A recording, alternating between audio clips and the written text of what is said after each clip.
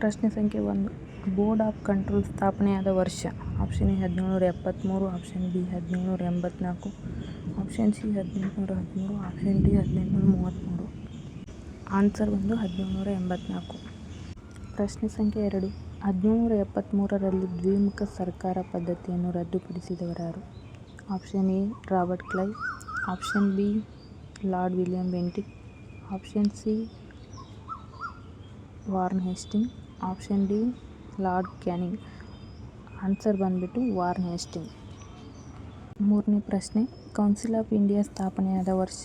Option A 1858, option B 1919, option C 1909, option D 1953.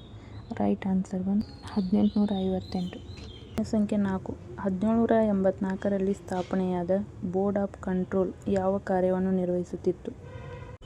Option A ವಾಣಿಜ್ಯ, option B ಆರ್ಥಿಕ, option C ರಾಜಕೀಯ, option D ಸಾಮಾಜಿಕ. Correct answer ಬಂದು ರಾಜಕೀಯ. ಇವತ್ತಿನ ಕೊನೆಯ ಪ್ರಶ್ನೆ 5ನೇ ಪ್ರಶ್ನೆ.